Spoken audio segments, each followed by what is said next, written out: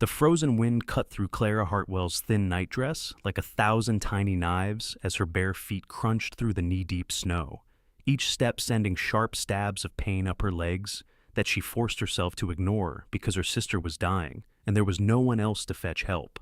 Clara was 22 years old, unmarried, and had been living with her older sister Margaret and Margaret's husband Samuel on their small ranch outside Cheyenne, Wyoming territory since the previous spring of 1882.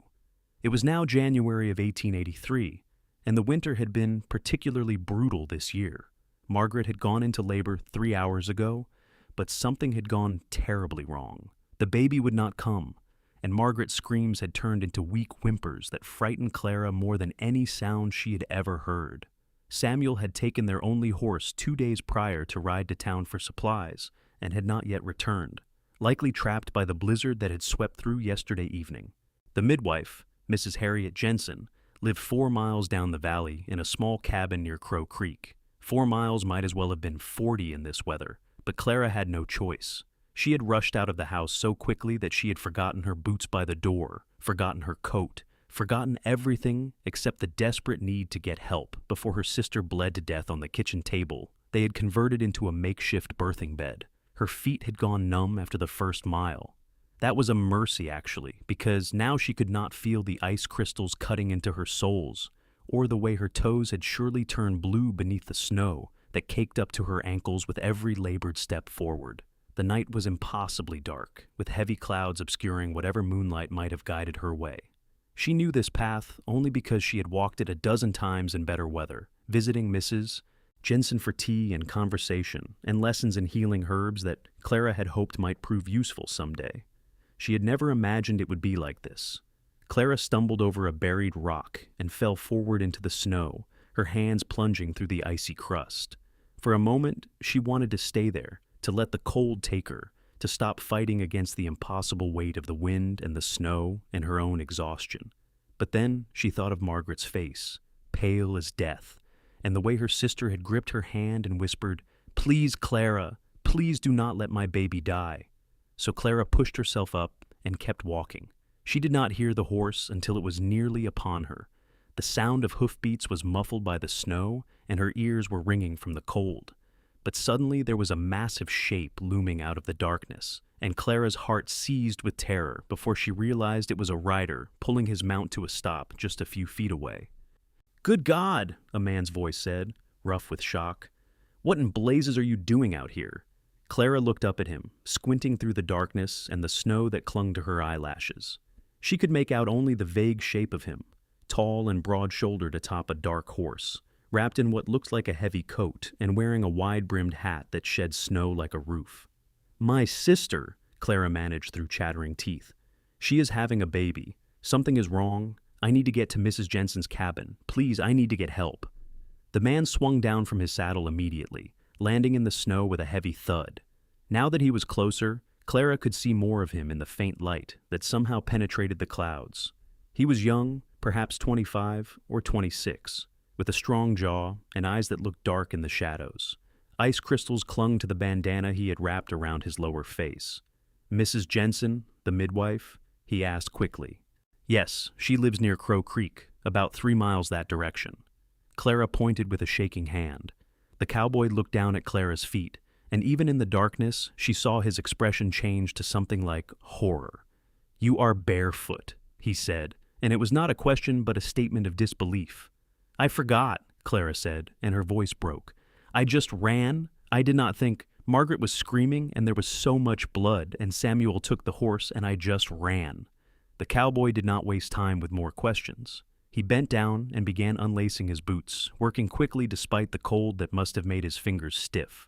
They were good boots, Clara noticed through her haze of exhaustion, well-made leather with sturdy soles, the kind a working cowboy would spend a month's wages to buy.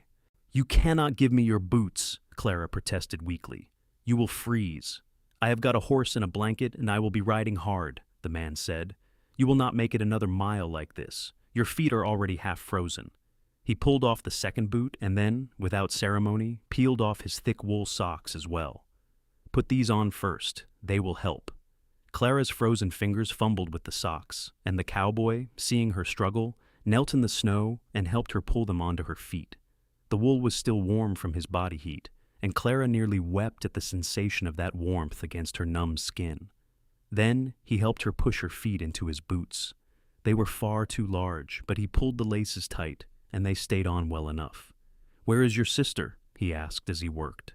"The Hartwell Ranch, about 4 miles back that direction," Clara said, pointing back the way she had come.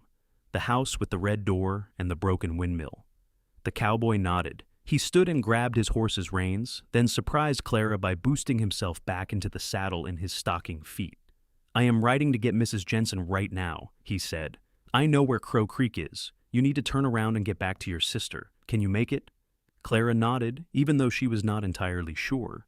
The boots helped, but she was so cold now that she could barely think straight. The cowboy seemed to read her doubt. He shrugged out of his heavy coat and leaned down to drape it around her shoulders. "Take this too," he said. "Button it up. Keep your hands in the pockets."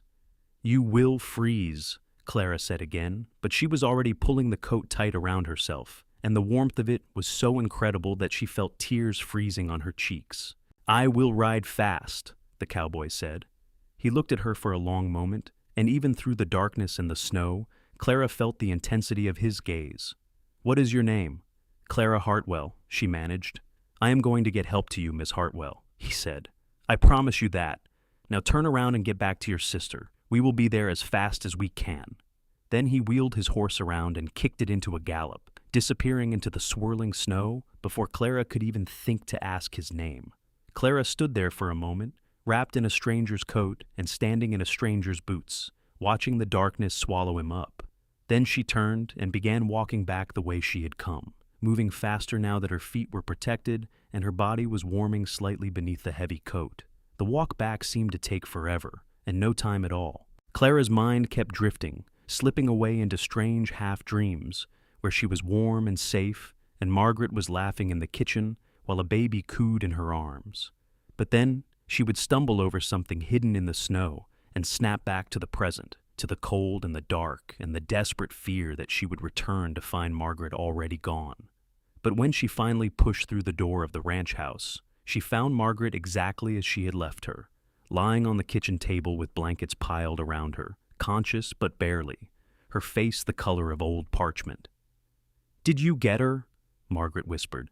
"Did you find Mrs. Jensen?" "Help is coming," Clara said, rushing to her sister's side. She kept the coat on because the fire in the stove had burned down to embers, and the house was almost as cold as the night outside. "A cowboy found me on the road. He rode ahead to fetch Mrs. Jensen. They will be here soon." Margaret closed her eyes, and for a terrible moment Clara thought she had died. But then she felt the faint flutter of her sister's pulse beneath her fingers. "Good," Margaret breathed. "That is good." Clara built up the fire and set water to boil, remembering the things Mrs. Jensen had taught her about preparing for a birth. She found clean linens and stacked them nearby. She held Margaret's hand and talked to her, rambling stories about anything and nothing, just trying to keep her sister anchored to consciousness. It felt like hours, but was probably only 40 minutes before Clara heard the thunder of hoofbeats outside, then voices, then the door bursting open. Mrs. Jensen swept in first, a short, stout woman of 50 with iron-gray hair and the most capable hands Clara had ever seen. Behind her came the cowboy, still in his stocking feet, carrying Mrs. Jensen's medical bag. A third man followed, older and weathered, leading the horses. "Out of the way, dear," Mrs. Jensen said briskly, already moving to Margaret's side. "Let me see what we have got here." Clara stepped back, and the cowboy appeared at her elbow. "You made it back all right," he said quietly. "Yes," Clara said. "Thank you. I do not even know your name." "Colt Brennan," he said. "That is my uncle, Jack Brennan. We have got a cattle ranch about 6 miles west. We were riding back from checking on our herd when I spotted you." "I am Clara Hartwell," Clara said, though she had already told him that on the road. Her mind was not working properly. "This is my sister Margaret, and you gave me your boots." Colt looked down at his feet, which were still covered only in wet, frozen wool socks. He shrugged.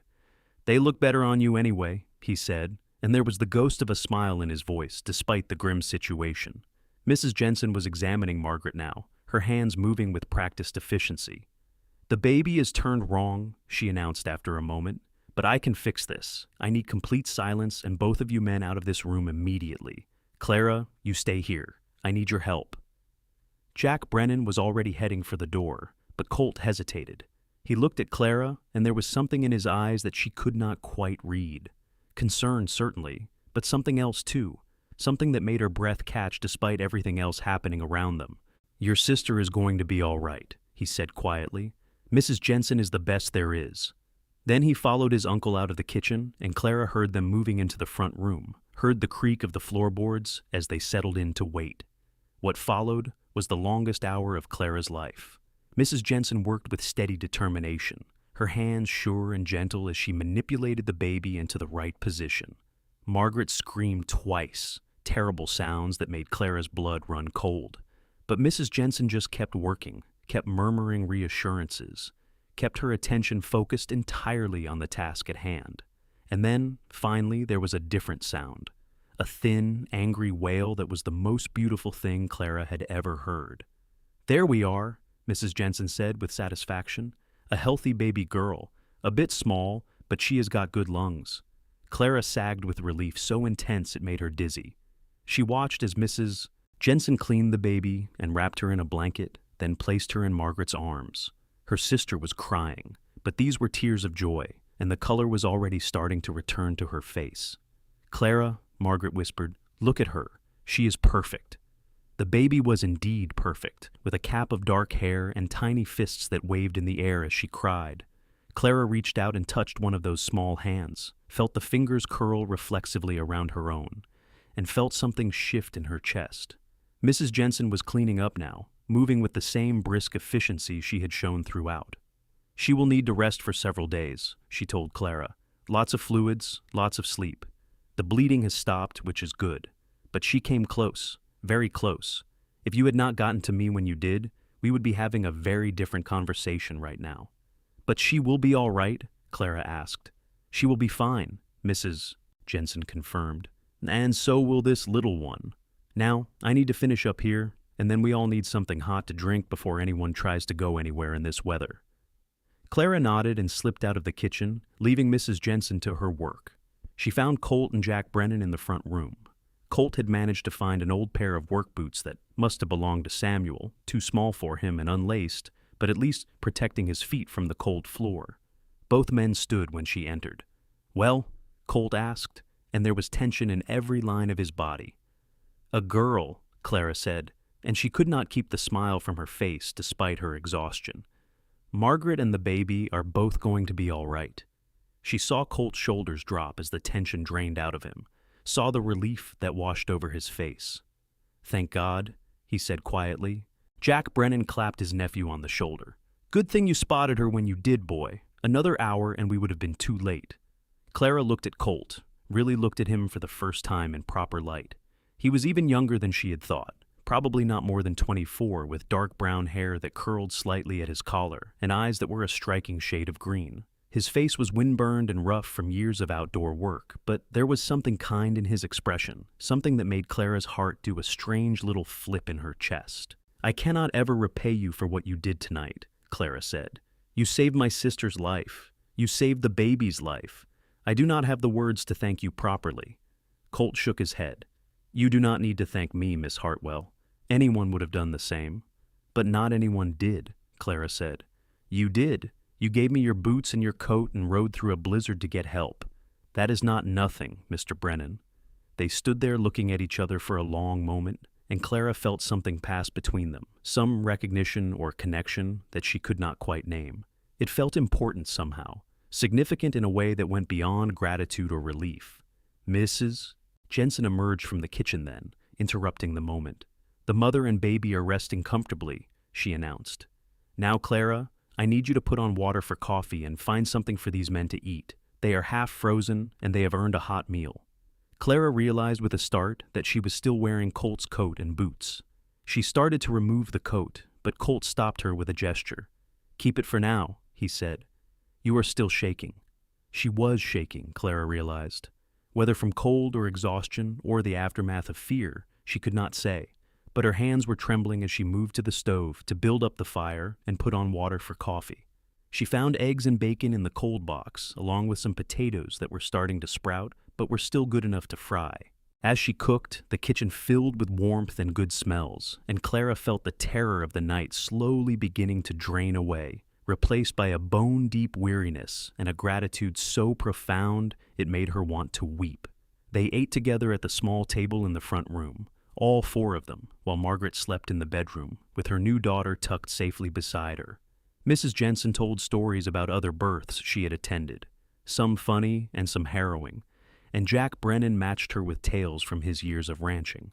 Colt was quieter, but Clara caught him watching her several times, and each time their eyes met, she felt that same strange flutter in her chest. Dawn was breaking by the time Mrs. Jensen declared herself ready to head home. The snow had stopped, and the sky was clearing to reveal the pale light of a winter morning. Jack Brennan said he would see Mrs. Jensen safely back to her cabin, and Colt volunteered to stay behind to help Clara with the morning chores and to make sure Margaret continued to recover well. "I do not want to impose," Clara protested, but even as she said it, she was glad he was staying. The house felt safer with him in it, warmer somehow. "It is no imposition," Colt said firmly. "Your brother-in-law should be back soon, but until then, you should not be managing everything alone, not after the night you have had." So Jack and Mrs. Jensen bundled up and headed out into the cold morning, and Clara and Colt were left alone in the quiet house. Clara checked on Margaret, who was sleeping peacefully with the baby nestled in the crook of her arm, both of them breathing steadily. The sight made Clara's eyes sting with tears of relief. When she came back out, she found Colt stoking up the fire in the stove. He had removed Samuel's 2 small borrowed boots and was back to his stocking feet, which Clara noticed were torn in places and probably quite painful. "Your feet must be frozen," Clara said, "and I am still wearing your boots." "My feet will survive," Colt said, "but I would take some of the hot coffee if you have got more." Clara poured them both fresh cups, and they sat together at the kitchen table as the sun slowly rose outside the window. The light coming through the glass was weak and pale, but it was light nonetheless, and it felt like a promise that the darkness was truly over. "Tell me about your ranch," Clara said, wanting to fill the silence with something other than her own racing thoughts. Colt cradled his coffee cup in both hands. "It is not much," he said. "My uncle and I run about 200 head of cattle. We have got good grazing land and a decent water supply from Crow Creek. Uncle Jack started the place about 15 years ago, after he came back from the war. I joined him 3 years back, after my parents died of fever down in Colorado." "I am sorry," Clara said softly. Colt shrugged, but Clara could see the grief in his eyes. "It was quick, at least. They did not suffer long. Uncle Jack is the only family I have got left now." "Margaret is all I have," Clara said. "Our parents died when I was 17. Margaret was already married to Samuel by then, and they took me in. I do not know what I would do without her." "You would survive," Colt said, and there was certainty in his voice. "Anyone who can walk 4 miles barefoot through a blizzard to save someone they love is strong enough to survive anything." Clara felt her cheeks warm, and it was not from the coffee. "I did not feel very strong last night. I felt terrified." "Being terrified and being strong are not opposite things," Colt said. "Courage is not about not being afraid. It is about being afraid and doing what needs to be done anyway." He paused, then added quietly, "You are one of the bravest people I have ever met, Clara Hartwell." The way he said her name, with that rough gentleness in his voice, made Clara's heart skip a beat. She looked at him across the table, at this stranger who had appeared out of the darkness and saved her life without hesitation, and she felt something bloom in her chest that was warm and bright and entirely unexpected. "I think you might be exaggerating," she said, trying to lighten the moment because the intensity of his gaze was making it hard to breathe. "I am not," Colt said seriously. "I have known plenty of men who would not have had the guts to do what you did last night." Before Clara could respond, they heard the sound of a horse approaching outside. Colt was on his feet instantly, moving to the window. "That will be your brother-in-law, most likely," he said, and it was. Samuel came through the door a minute later, covered in snow and looking exhausted. He stopped short when he saw Colt, then looked at Clara in confusion. "Where is Margaret?" he asked immediately. "Is she all right?" "She is fine," Clara said quickly. "The baby came last night, a girl. They are both sleeping." Samuel's face went through about 6 different expressions in rapid succession before landing on stunned relief. "A girl," he repeated. "She had the baby. Is she really all right?"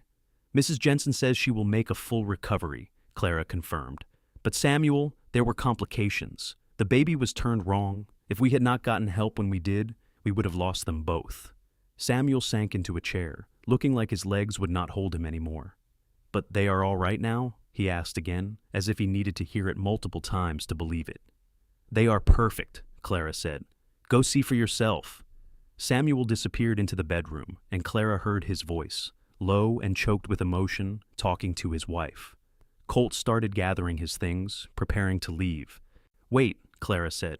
"Your boots and your coat." She removed both items reluctantly, suddenly feeling vulnerable without them. Colt pulled on the boots and shrugged into his coat, and Clara noticed how he winced when the leather of the boots touched his abraded feet. "You should have Mrs. Jensen look at those," Clara said, nodding toward his feet. "They will heal," Colt said dismissively. "Miss Hartwell, I should be going. My uncle will be wondering where I got to, and I have got work waiting back at the ranch." "Of course," Clara said, trying to ignore the disappointment that washed through her. "Thank you again, Mr. Brennan, for everything." Colt paused at the door and looked back at her. "Would you mind if I came by in a few days to check on your sister and the baby?" he asked. "Just to make sure everything is still going well." Clara's heart leaped. "I would not mind at all," she said, trying to keep her voice steady. "In fact, I would like that very much." Colt smiled then, a real smile that transformed his entire face and made him look younger and somehow more handsome than Clara had thought possible. "Then I will see you soon, Miss Hartwell," he said. And then he was gone, the door closing behind him with a soft click that seemed impossibly final. Clara stood there for a long moment, staring at the closed door, feeling like something important had just walked out of her life. But he had said he would come back, she reminded herself. He had promised to check on them in a few days. She held on to that thought like a lifeline as she turned to face the rest of the day and the days that would follow. True to his word, Colt Brennan rode up to the Hartwell Ranch 3 days later, just after noon.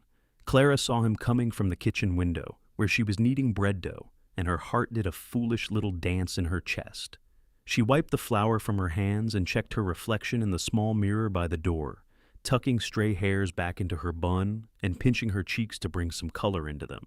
Margaret, who was sitting in the rocking chair nursing the baby, watched this primping with obvious amusement. "You seem awfully concerned with your appearance for a man who has already seen you barefoot in a nightdress," she observed. "Hush," Clara said, but she could not stop the blush that crept up her neck. Margaret had recovered remarkably well over the past 3 days. The color had returned to her face, and she was up and moving around the house, though Mrs. Jensen had left strict instructions that she should rest as much as possible. The baby, whom they had named Rose after Samuel's mother, was thriving, nursing well, and sleeping in healthy stretches. Clara opened the door before Colt could knock, which earned her another knowing look from Margaret. "Mr. Brennan," she said, trying to sound casual, "it is good to see you." "Miss Hartwell," Colt said, removing his hat, "I hope I am not intruding. I wanted to check on your sister and the little one." "You could never be an intrusion," Margaret called from the rocking chair. "Please, come in. Any friend of Clara's is more than welcome in this house."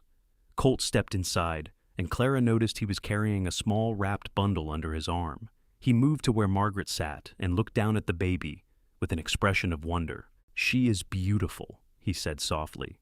"Much prettier than most newborns I have seen. They tend to look like wrinkled potatoes for the first few weeks." Margaret laughed. "She does look like a potato sometimes, but she is our perfect little potato." She glanced at Clara, then back at Colt. "Mr. Brennan, I understand I owe you my life, and my daughter's life. Thank you seems inadequate, but I do not know what else to say." Colt looked uncomfortable with the gratitude. "Your sister is the one who walked through a blizzard barefoot, Mrs. Hartwell. I just happened to be in the right place at the right time." "You gave Clara your boots and rode ahead in the freezing cold," Margaret said firmly. "That was not just happenstance. That was heroism, and I will not let you dismiss it." Colt's ears turned red. He thrust the bundle he was carrying toward Margaret, clearly eager to change the subject. "I brought something for the baby," he said. "My mother made it years ago for when I was born. Uncle Jack saved it all this time. and he suggested I bring it over. Margaret unwrapped the bundle to reveal a small quilt, beautifully stitched in shades of blue and yellow and white. It was clearly old, but well preserved, and the workmanship was exquisite. "Mr. Brennan, I cannot accept this," Margaret said, even as she ran her fingers over the soft fabric. "This was your mother's. It is too precious." "I would like Rose to have it," Colt said quietly. "My mother would have wanted it to be used, not sitting in a trunk. Please." Margaret's eyes glistened with tears. "Thank you," she said softly. "We will treasure it." Samuel chose that moment to come in from outside, stamping snow from his boots. He greeted Colt warmly and shook his hand with the fervor of a man who knew he owed an unpayable debt. "Brennan," he said, "good to see you again. Will you stay for dinner? It is the least we can offer." Colt glanced at Clara, and she found herself nodding eagerly. "Please stay," she said. "I am making stew, and there is more than enough." "I would be honored," Colt said, and the smile he gave Clara made her feel warm all over. They ate together around the kitchen table, with baby Rose sleeping peacefully in a basket nearby. The conversation flowed easily, ranging from ranching to the upcoming spring planting to gossip from town. Clara found herself watching Colt as he talked, noticing the way his eyes crinkled when he smiled, the way his hands moved expressively when he told a story, the low timbre of his voice that seemed to resonate somewhere deep in her chest. She caught Margaret watching her watch him, and her sister's knowing smirk made Clara want to kick her under the table. After dinner, Samuel suggested he and Margaret take the baby into the bedroom for her afternoon nap, which was such an obvious excuse to leave Clara and Colt alone that Clara wanted to die of embarrassment. But she was also grateful because she found she very much wanted to be alone with Colt Brennan. They washed the dishes together, working in comfortable silence. Clara washed and Colt dried, and their hands brushed several times as she passed him plates, each touch sending little sparks of electricity up her arm. "Your sister seems to be recovering well," Colt said as he carefully dried one of Margaret's good china plates. "She is," Clara agreed. "Mrs. Jensen came by yesterday to check on her, and she said Margaret is healing perfectly. Rose is doing wonderfully too. She hardly cries at all." "That is good," Colt said. He paused, then added, "I have been thinking about you these past few days." Clara's heart skipped. "You have?" "I keep seeing you out there in the snow," Colt said quietly. "Keep thinking about how close it was. If I had ridden a different path, if I had been 10 minutes later, if you had gone another direction looking for help, any of 100 things could have gone wrong. But they did not," Clara said. "You found me, you helped me. Everything turned out all right. This time," Colt said. He set down the plate he was holding and turned to face her fully. "But you are out here in the middle of nowhere with just your sister and her husband. What if something happens again? What if Samuel is gone and there is trouble?" "We manage," Clara said, feeling a spark of defensiveness. "We are not helpless." "I know you are not helpless," Colt said quickly. "Good God, I know that better than anyone, but that does not mean you should have to face everything alone." They stood there looking at each other, the dishwater dripping from Clara's hands onto the floor. And Clara felt like they were having two different conversations at once, the surface conversation about safety and isolation, and a deeper one beneath about something else entirely. "What are you saying, Mr. Brennan?" Clara asked softly. Colt took a breath, as if steeling himself. "I am saying that I would like permission to call on you properly, Miss Hartwell, not just to check on your sister, but to see you, to court you, if you would allow it." Clara felt like all the air had been sucked out of the room. "You want to court me?" she repeated, needing to hear it again to believe it. "I realize we barely know each other," Colt said quickly. "And I know the circumstances of our meeting were unusual, but I cannot stop thinking about you, Clara. I have not been able to think about anything else since that night. You are brave and strong and beautiful, and I would very much like the chance to get to know you better." Clara's hands were shaking again, but this time it had nothing to do with cold or fear. "I would like that too," she said, and her voice came out barely above a whisper. "I would like that very much, Colt." She had used his first name without thinking, and she saw his expression soften when he heard it. He reached out slowly, giving her time to pull away if she wanted, and took one of her wet hands in his own. "Then I will come calling," he said, "as often as you will let me." "You could come every day, and it would not be too often," Clara said, and then blushed furiously at her own boldness. But Colt just laughed, a warm, happy sound that filled the kitchen. "Every day it is, then," he said. And so began the courtship of Clara Hartwell and Colt Brennan. True to his word, Colt rode over to the Hartwell ranch nearly every day, weather permitting. Sometimes he came in the morning to help Samuel with the heavy work around the ranch. Sometimes he came in the afternoon with fresh meat from hunting or fish from the creek. Sometimes he came in the evening and stayed for supper. And afterwards he and Clara would sit together in the front room while Margaret and Samuel gave them what privacy they could in the small house.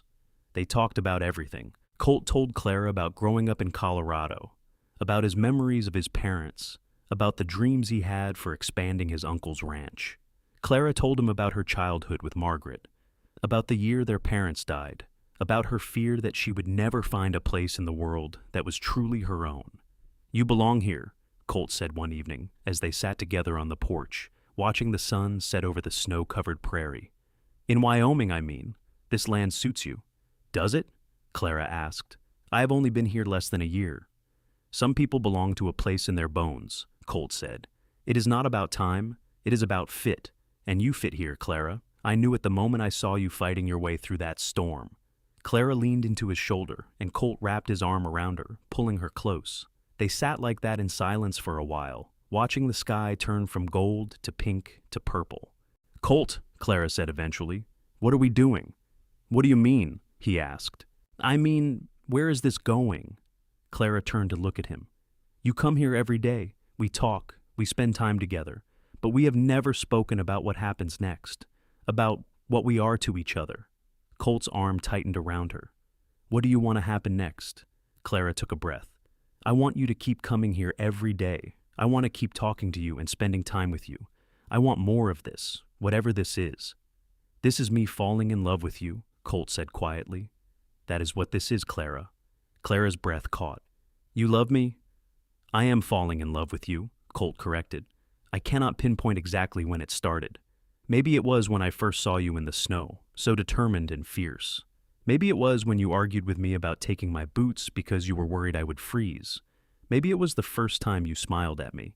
But somewhere along the way, I started falling, and I do not think I can stop. I do not want to stop."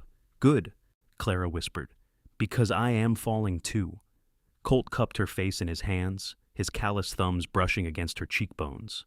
"I know we have not known each other long," he said, "and I know the proper thing would be to court you for a year or more before saying anything like this.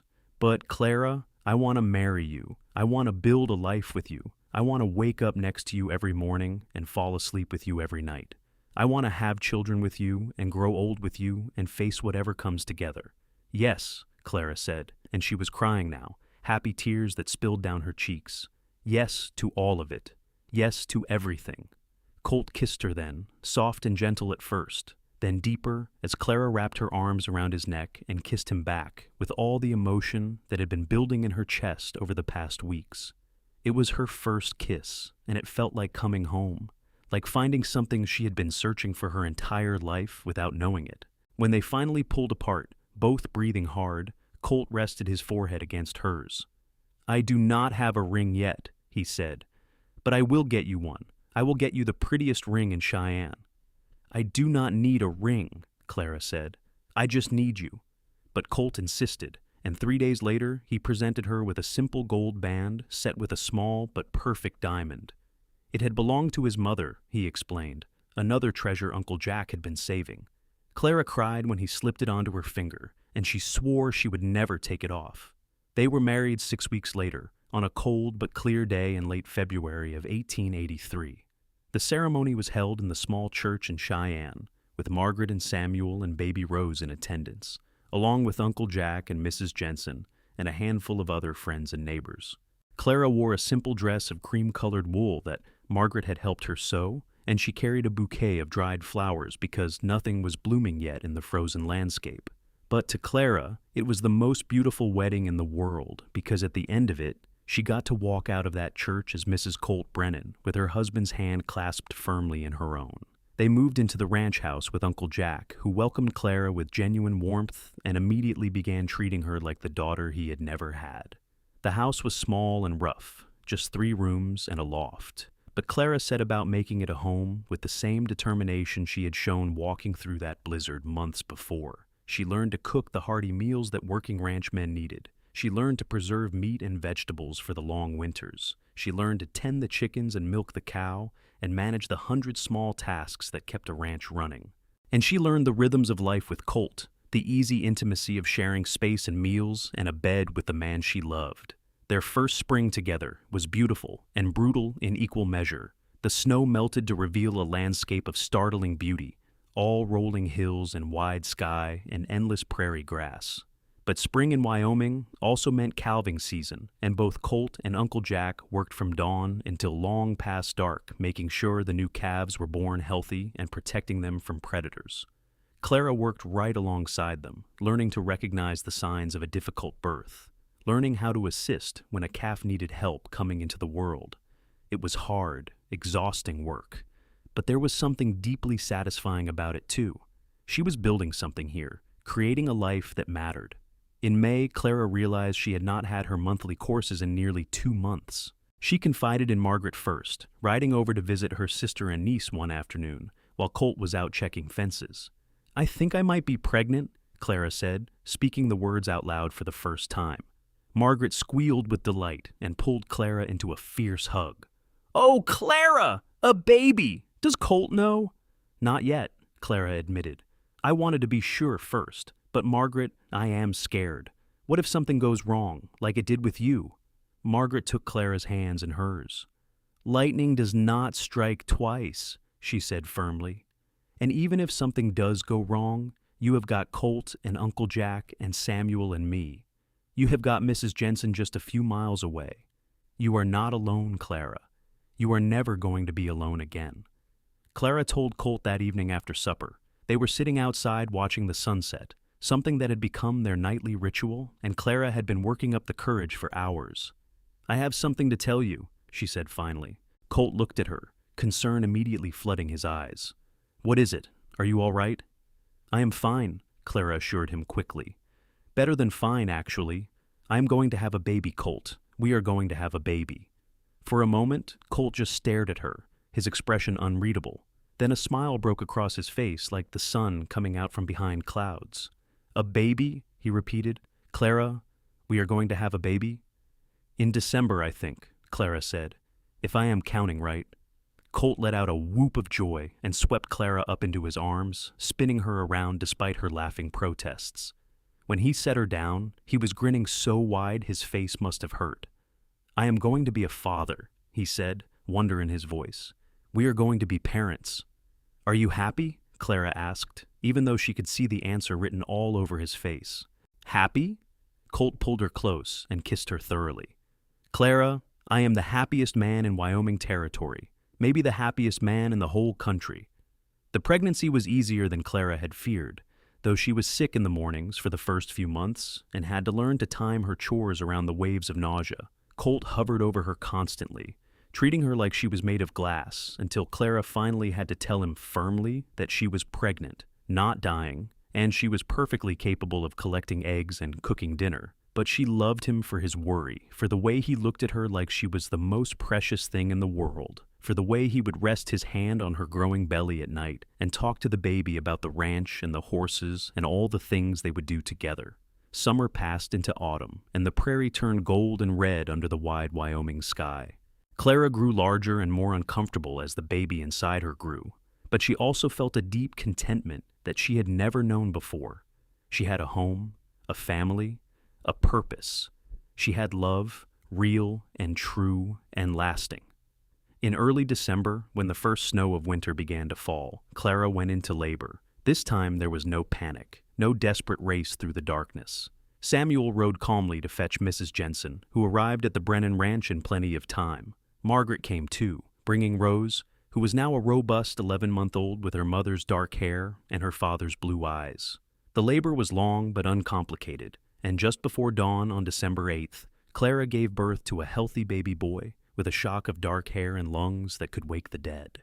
"A son," Colt breathed, holding the baby for the first time with the kind of reverent care usually reserved for holy relics. "Clara, we have a son." "What should we name him?" Clara asked from the bed, exhausted but glowing with joy. Colt thought for a moment, looking down at the tiny, perfect face of his child. "What about Matthew?" he suggested. "It was my father's name." "Matthew Brennan," Clara said, testing the sound of it. "I love it. Hello, Matthew. Welcome to the world, little one." The baby blinked up at them with dark, unfocused eyes, and Clara felt her heart expand in a way she had not known was possible. She had thought she understood love when she married Colt, but this was something different, something bigger and fiercer and more terrifying. This was a love that would make her walk through 1,000 blizzards, face any danger, endure any hardship. The years that followed were full and rich and sometimes challenging, as all years of building a life together must be. The ranch prospered under Colt and Uncle Jack's management, and with Clara's help, they were able to expand the herd and purchase more land. Matthew grew from a baby into a toddler and then a boy, strong and curious and full of the same determination that his mother had shown walking through the snow that long ago night. 2 years after Matthew came another son, whom they named James, and 2 years after that, a daughter they called Alice, with her father's green eyes and her mother's stubborn chin. Margaret and Samuel's family grew as well. After Rose came twin boys, then another girl, and their ranch prospered too. The two families remained close, getting together for dinners and holidays, and simply to share the joys and burdens of life. Uncle Jack lived to see all of his great-nieces and great-nephews grow, and when he finally passed peacefully in his sleep at the age of 73, he left the ranch entirely to Colt and Clara, who had been running it for years anyway. Mrs. Jensen delivered all of Clara's babies and became a beloved fixture in their lives, a surrogate grandmother who spoiled the children and taught Clara more about healing and medicine than she ever could have learned on her own. There were hard times too, of course, harsh winters that killed cattle and threatened their livelihood. A drought one summer that left them watching the sky desperately for rain. The year Matthew fell from a horse and broke his arm, and Clara nearly went mad with worry until the doctor assured her he would heal perfectly. But through it all, there was Colt, steady and strong and always there. He was still the man who had given her his boots and ridden through a blizzard to save a stranger, still capable of infinite kindness and quiet heroism. And Clara was still the woman who had walked barefoot through the snow, still fierce and determined and brave. They loved each other through the hard times and the good times, through the ordinary days and the extraordinary ones. They built a life that mattered, raised children who knew they were loved, created a home that was filled with warmth and laughter. Sometimes on winter evenings when the snow was falling softly outside and the children were tucked safely in their beds, Clara and Colt would sit together by the fire and remember that night so many years ago when their lives had first intersected. The night when everything had been desperate and dark and terrifying, when the world had been reduced to snow and fear and the desperate need to save a life. "Do you ever think about what would have happened if you had taken a different path that night?" Clara asked one evening, nestled against Colt's chest as the firelight danced across the walls. "If you had not found me?" "Every day," Colt admitted. "But then I remember that I did find you. We did save your sister and Rose, and we found each other. Sometimes I think that blizzard was not a tragedy at all. It was a gift." "A gift?" Clara repeated skeptically. "A gift," Colt confirmed, "because it brought me you, and you, Clara Brennan, are the greatest gift I have ever received." Clara tilted her head up to kiss him, soft and sweet, and full of the love that had only grown deeper with the passing years. "I love you," she whispered against his lips. "I will love you until the day I die, and beyond." "And I will love you," Colt promised, pulling her closer, "forever and always." Outside, the snow continued to fall, blanketing the Wyoming prairie in white. But inside the Brennan ranch house, there was only warmth and love and the quiet contentment of two people who had found each other against all odds and built something beautiful together. The years continued to pass, marked by the rhythms of ranch life and family. Matthew grew into a young man who was the image of his father, with the same quiet strength and steady hands that made him invaluable around the ranch. He learned to rope and ride and manage cattle with the ease of someone born to it, and Colt would sometimes watch his eldest son work and feel a pride so intense it made his chest ache. James was different from his brother, lighter in spirit and quicker to laugh, with a gift for working with horses that bordered on magical. He could gentle the wildest Mustang, could seem to communicate with animals in a way that others could not. He talked about becoming a horse trainer someday, maybe even starting his own breeding program, and Clara encouraged him fully, proud of both her sons for their different strengths. Alice, the baby of the family, was fearless and stubborn and absolutely refused to be left out of anything her brothers did. She learned to ride almost before she could walk, tagged along on cattle drives from the time she was 6, and declared at age 8 that she was going to run the biggest ranch in Wyoming someday. Clara saw so much of herself in her daughter, that same fierce determination and unwillingness to be limited by what anyone else thought she should or should not do. By 1895, when Clara was 34 and Colt was 37, the Brennan Ranch had become one of the most successful operations in the region. They ran over 1,000 head of cattle now, employed several ranch hands, and had built a larger house to accommodate their growing family. The new house had real glass windows in every room, a parlor with store-bought furniture, and a separate bedroom for each of the children. Clara sometimes walked through the house in wonder, remembering the desperate girl she had been that night in the snow, and marveling at how far she had come. She had built this, she and Colt together. They had taken nothing but determination and love and hard work, and they had created something lasting and real. Margaret and Samuel's ranch had prospered as well, and their 5 children were growing into fine young adults. Rose, now 12 years old, was the image of her mother, and had developed a talent for sewing that meant she was constantly making clothes for everyone in the family. The twins, Joseph and Jacob, were 10 and already helping their father with the heavy ranch work. The younger girls, Emma and Sarah, were 8 and 6, and both were as horse-crazy as their cousin Alice. The 2 families gathered for Sunday dinners whenever possible, crowding around the long table in the Brennan dining room and filling the house with noise and laughter and love. Samuel would tease Colt about getting soft in his old age, and Colt would fire back that at least he could still ride a full day without complaining about his back.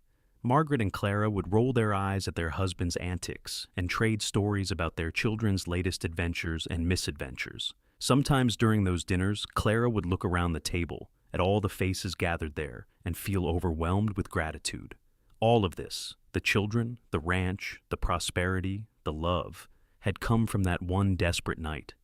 If she had not found the courage to walk into the blizzard, if Colt had not been riding that particular path, if he had not stopped, had not helped, had not given her his boots and ridden ahead for help. So many ifs, and yet somehow everything had worked out exactly as it was meant to. In the summer of 1896, Matthew announced that he was courting Emma Peterson, the daughter of one of their neighbors. She was 18, pretty and practical, and perfectly suited to ranch life, and it was obvious to anyone with eyes that Matthew was head over heels in love with her. "Seems like just yesterday he was learning to walk," Colt said one evening as he and Clara sat on their porch, watching the sun set over the prairie just as they had done almost every evening for the past 13 years. "Now he is talking about getting married and starting his own family." "That is what children do," Clara said gently. "They grow up. They build their own lives." "I know," Colt sighed. "I just was not ready for it to happen so fast." Clara took his hand, lacing her fingers through his. "We will still have James and Alice for a few more years, and even after they are all grown and gone, we will still have each other." Colt brought her hand to his lips and kissed her knuckles. "You and me against the world," he said softly, "just like it has always been." "Just like it will always be," Clara promised. Matthew and Emma were married in the fall of that year, in a ceremony twice as large as Clara and Colt's had been. It seemed like half of Wyoming territory turned out to celebrate, and the reception at the Brennan Ranch lasted long into the night, with music and dancing and enough food to feed an army. Clara cried as she watched her son take his vows, remembering the tiny baby he had been, the curious toddler, the determined boy, the fine young man he had become. Colt held her hand through the whole ceremony, and she knew he was thinking the same things, feeling the same mixture of joy and melancholy that came with watching your children reach these milestones. Matthew and Emma built a small house on the northern part of the Brennan land, close enough to help with the ranch, but far enough to have their own space. Within a year, Emma was pregnant with their first child, and Clara prepared to become a grandmother, which made her feel both ancient and impossibly blessed. James, meanwhile, had started his horse breeding program with 3 mares and a stud he had saved up to buy. He had an eye for good horse flesh and a patience with training that meant his horses were sought after throughout the territory. At 19, he was already making a name for himself. Alice was 14 and showing no signs of losing her determination to run the biggest ranch in Wyoming. She had opinions about every aspect of the ranch management, and while Colt sometimes grumbled about her stubbornness, Clara saw the pride in his eyes when Alice successfully argued her point about moving the cattle to the north pasture or trying a new breeding strategy. "She is going to be formidable," Colt said one night, after Alice had spent dinner laying out a detailed 5-year plan for expanding their operation. "She already is formidable," Clara corrected. "She is going to be unstoppable."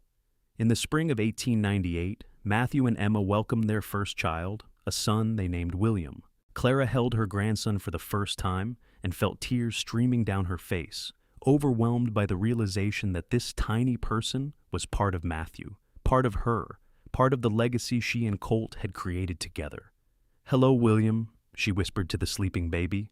"Welcome to the family. We have been waiting for you." Colt stood beside her, one arm wrapped around her shoulders, looking down at his grandson with wonder in his eyes. "Our grandson," he said quietly. "Clara, we have a grandson." "We do," Clara agreed. "And if I know Emma, this is just the first of many." She was right. Over the next years, Matthew and Emma had 3 more children, 2 girls and another boy.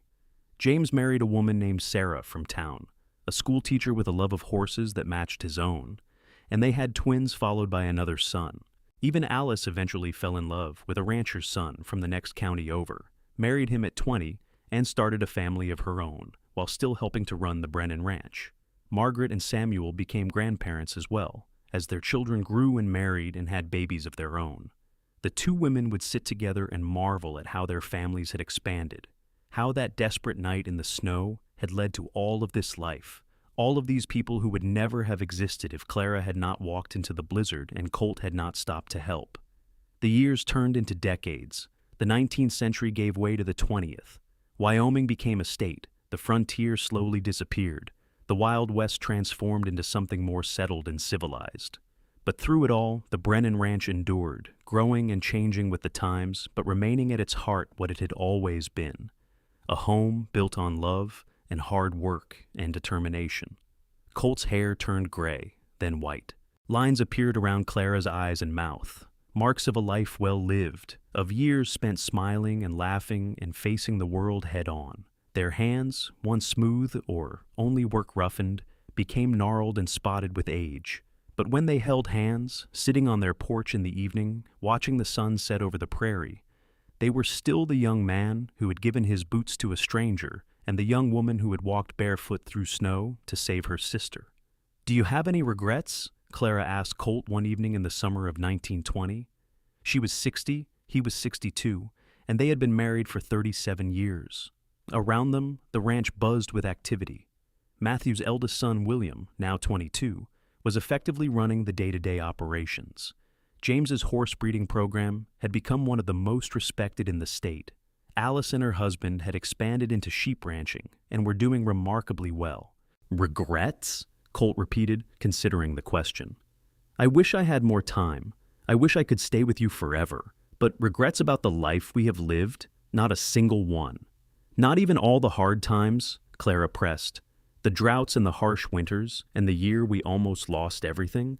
"Especially not the hard times," Colt said firmly.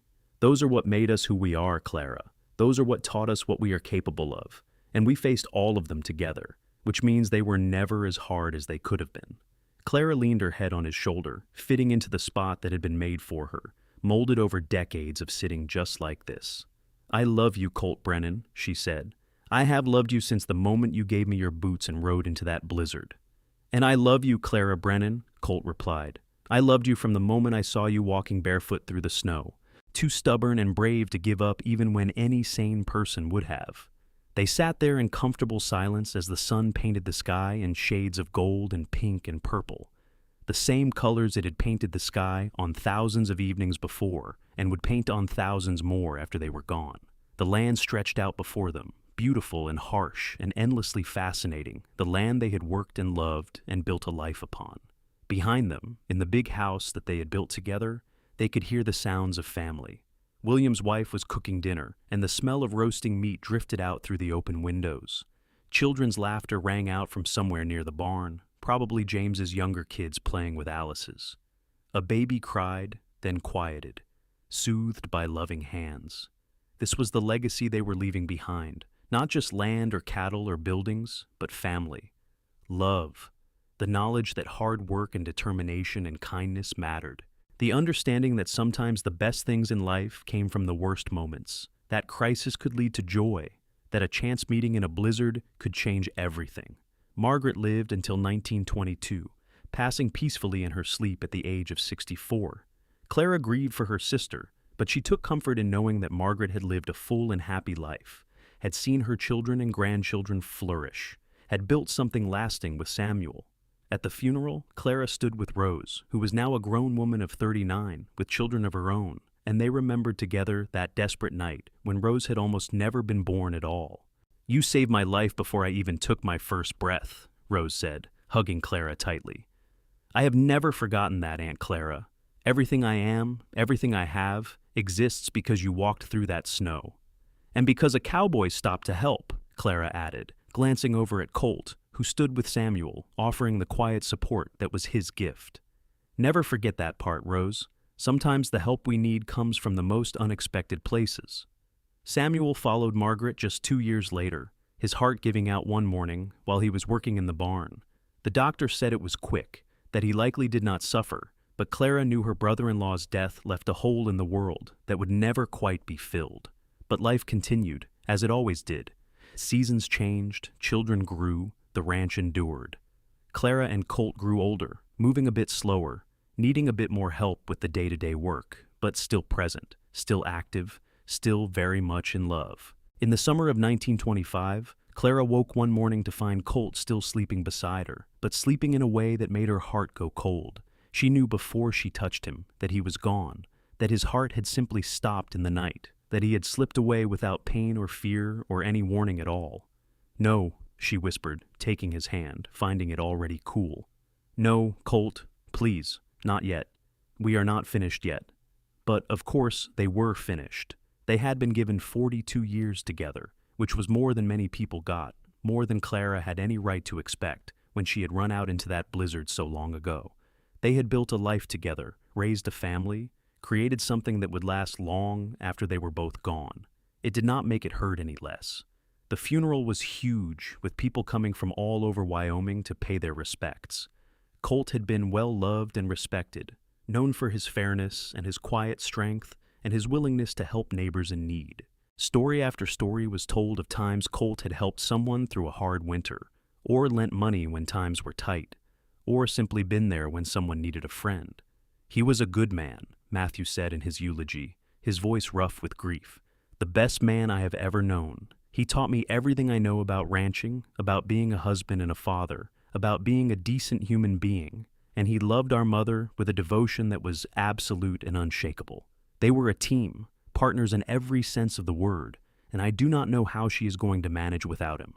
Clara did not know either. The weeks after Colt's death were the darkest of her life, darker even than that desperate night in the snow, because at least then she had hope.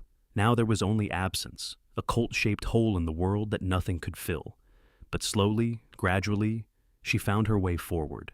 She had to, because there were children who needed her, grandchildren who looked to her for strength, a ranch that still needed managing even though Matthew was handling most of it now. She had a life to live, and she could not dishonor Colt's memory by giving up just because he was gone. She began going through his things, sorting through a lifetime of accumulated possessions. In a trunk in the attic, she found his old coat, the one he had given her that night in the blizzard. She had not seen it in years, had assumed it had been worn out and discarded long ago. But here it was, carefully preserved, still smelling faintly of leather and horse, and the particular scent that was uniquely Colt. Clara buried her face in the coat and cried for the first time since the funeral, great wrenching sobs that seemed to tear something loose in her chest. She cried for the young cowboy who had given his boots to a stranger, for the husband who had loved her with such steady devotion, for the father and grandfather who had been taken too soon, for all the days they would not have together. When the tears finally stopped, Clara felt hollowed out, but also somehow lighter, as if the grief had needed to escape before she could begin to heal. She carefully folded the coat and brought it downstairs, placing it over the back of Colt's favorite chair in the living room. She could not wear it, could not use it, but she needed it nearby, needed that tangible reminder that he had existed, that their love had been real. The years after Colt's death were harder and lonelier than Clara liked to admit, but they were also full of joy. She watched her grandchildren grow and marry and have children of their own, making her a great-grandmother several times over. She saw the ranch continue to prosper under Matthew's management, saw James's horses become famous throughout the region, saw Alice become one of the most successful ranchers in Wyoming, proving that a woman could do anything a man could if she was determined enough. She spent time with Rose, Margaret's daughter, who had become one of Clara's closest friends over the years. They would sit together and remember Margaret and Samuel, remember that desperate night that had brought Clara and Colt together, remember all the good years that had followed. "You know what I think about sometimes?" Rose said one afternoon when she was visiting. She was 52 now, with silver threading through her dark hair. "I think about how close it was. How if you had not started walking when you did, or if Mr. Brennan had not been riding that particular path, I would not exist. None of my children would exist. None of my grandchildren. There are dozens of people walking around right now who are only alive because you were brave enough to walk barefoot through a blizzard." Clara had never thought of it quite like that, but Rose was right. The decision she had made that night, the desperate choice to walk into the storm, had rippled outward in ways she could never have imagined. Not just saving Rose and Margaret, but leading to her marriage to Colt, leading to their children and grandchildren, leading to Rose's children and grandchildren, leading to all of these lives that had branched and grown and spread like a great tree from that one moment of decision. "And I am alive because Colt Brennan was the kind of man who stopped to help," Clara said softly. "I would have died in that snow if he had not found me. So really, all of these people exist because of his kindness, his decision to give his boots to a stranger and ride for help." "You were both heroes that night," Rose said firmly.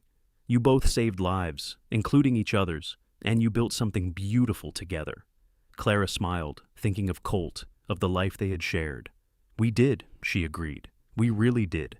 In the spring of 1928, Clara celebrated her 68th birthday surrounded by family. The house was packed with children and grandchildren and great-grandchildren.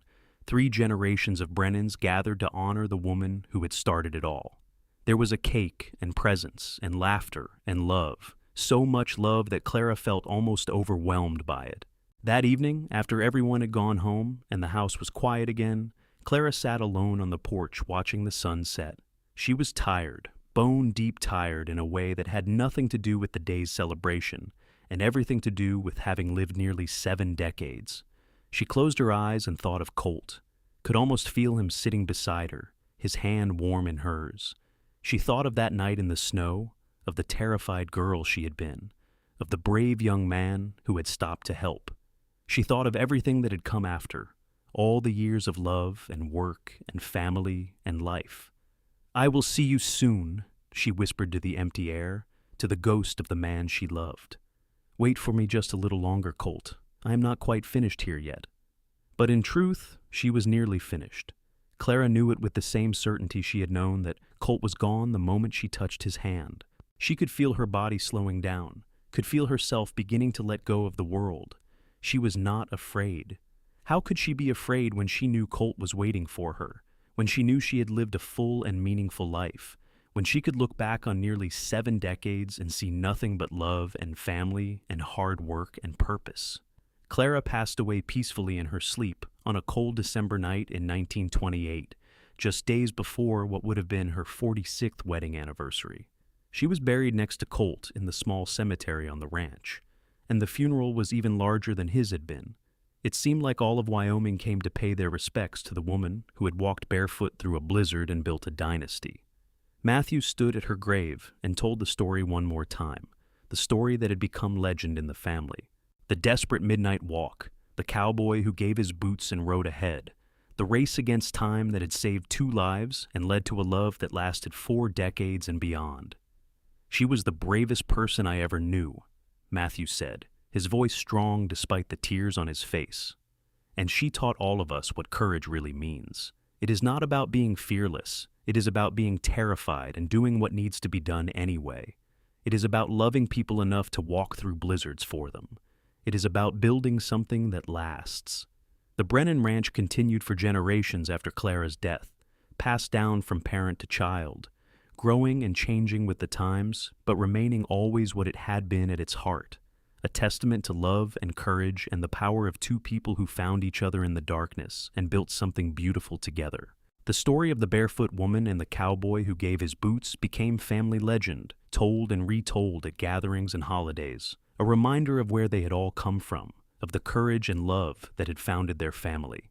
The coat that Colt had given Clara that night was carefully preserved and eventually donated to a museum, where it sat behind glass with a placard telling the story of the rancher and his wife and the night that changed everything. And sometimes, on cold winter nights when the snow was falling over the Wyoming prairie, the people who lived on the Brennan Ranch would swear they could see two figures sitting on the porch of the old house, holding hands and watching the sunset.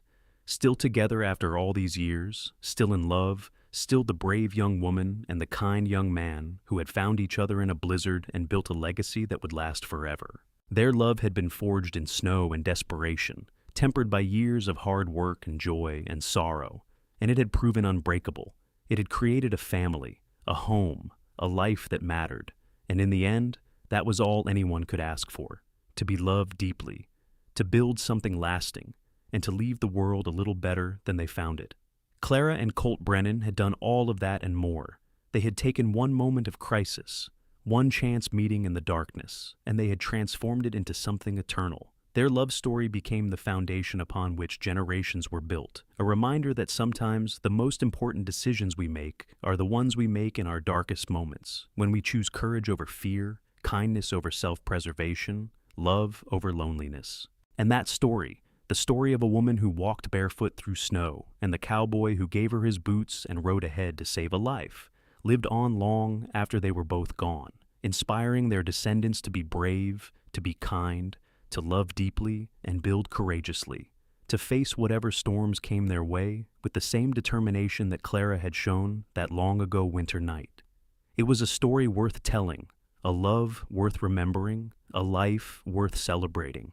And in the end, that was the greatest legacy of all, to be remembered not just for what they had built or achieved, but for how they had loved each other through it all, completely and absolutely and forever.